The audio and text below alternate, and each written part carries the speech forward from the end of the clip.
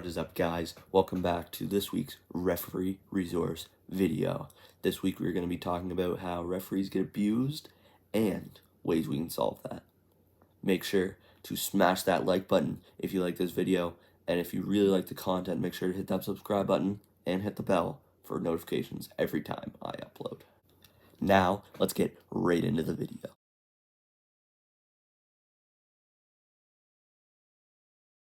So getting into chapter 1, we saw that it was the area of study and essential question. I just want to go into a little bit of the detail of how I did the research for this video. So let's get right into it. So the first step of my research was come up with an area of study for the video and what I wanted to look into. So when I first started, I was looking at the mental health side for officials and why do some referees stay and some quit. And then after the research, I came up with the topic of why do parents and coaches think they can abuse officials without consequences? And then after all my research, I came up with the essential question of the whole video, and it is, why do parents and coaches believe they can abuse young officials without consequences? Now that we know how I did my research, let's get into the juicy topics. So as you just saw, the title, we're going to get into the effects of abuse on officials. So throughout the research I did for this video, I found a lot of referee and chiefs talking about how the numbers in officials has dropped since coming back to COVID.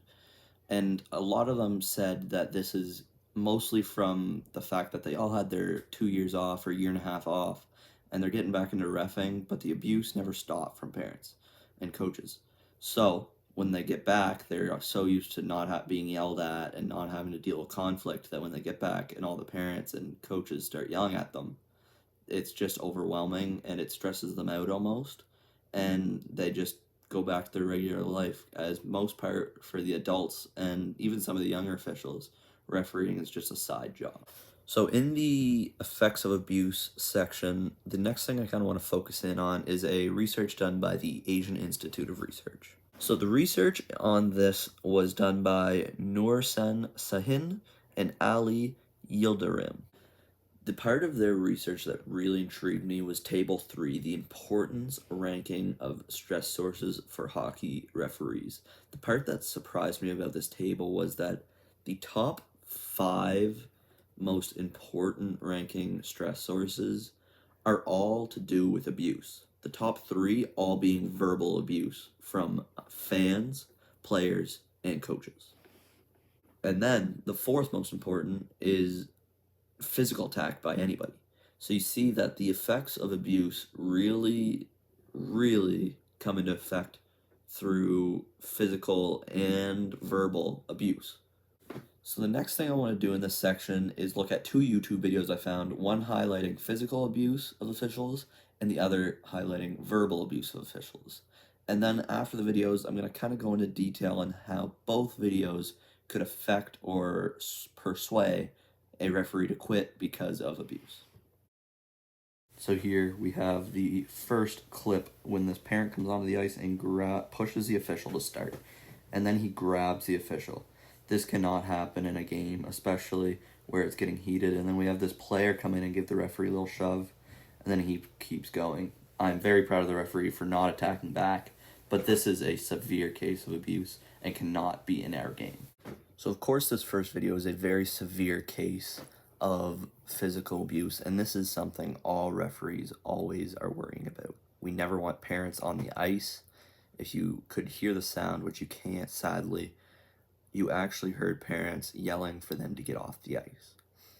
Again, this is the referee's worst dream and is probably one of the biggest reasons referees are stressed. So for this next video, I'm going to have to let it play because you're going to have to hear the parents actually yelling, and then I'll go back and I'll go through the video and put my input on it.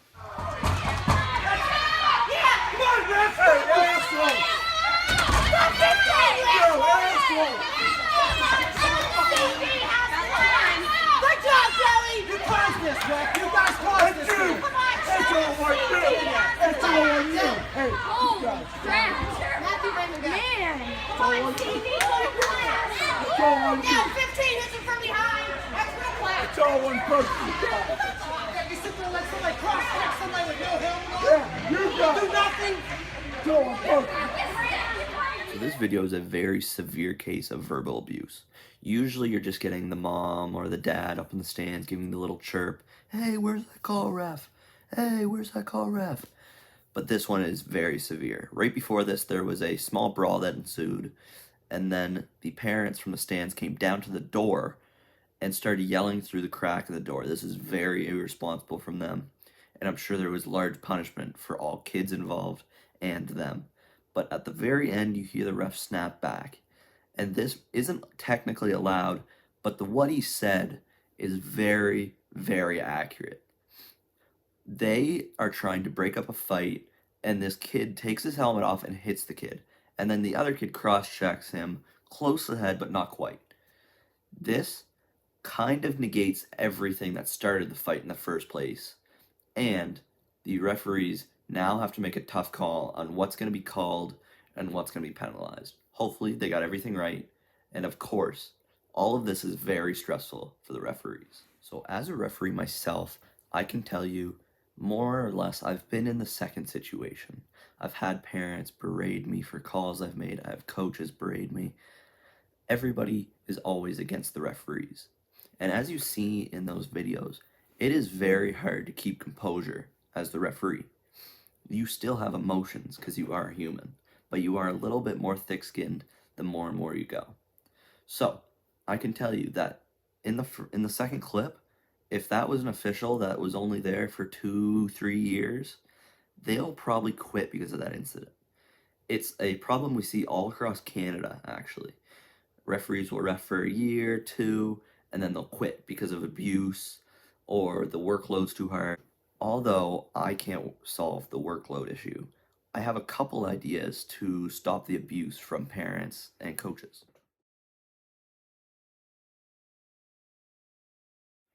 As you saw, my thought is consequences for the parents and or coaches if they abuse officials. The way I have split up the consequences for parents are into 4 sections.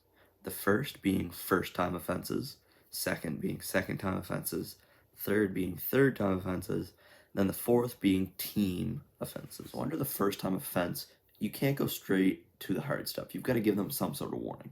So of course, under the first offense, there's lighter punishments. The first idea I came up with was a 1-game suspension from watching your kid. And then if you want to go even lighter than that, it could just be a warning in general. So now we get into the second-time offenses. The second-time offenses is kind of where you can strike a little bit harder.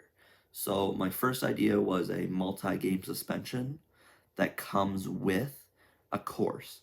I don't know what the course would be exactly, but it would be some kind of course to either control yourself or a course to respect officials. It'd be something, and it would also come with a warning that if it ever happens again, you'd be suspended from watching your kid for life. And as I kind of just mentioned, the third offense would just be you can't ever watch your kid again. There's nothing else you can do at that point. If it's the third-time offense and it's big offenses every time, the parent is a repeat offender twice already, and this is their third time. There's no other option. They've taken the course. You must suspend them for life from watching their kid. And then finally, we have the team offenses. The team offenses are kind of harder because it would kind of have to be more than half the parents for it to work. But I still have an idea for this. If you think enough of the crowd is against you, you warn them. Their first offense is a warning, and it comes with their warning that the next time it happens, there's bigger consequences. And those bigger consequences, if it happens again, it would be that nobody could watch their games. Their kids' games would be played with nobody in the stands, just the coaches on the bench, and a live stream video that they can watch from I don't care where, but not in the rink to abuse the officials. And with that, the video is over. Thank you guys for watching. If you liked the video, make sure to hit that like button and the subscribe button. And make sure you stick around because we've got a couple bloopers to finish off the video. Used and ways to solve that. For this project,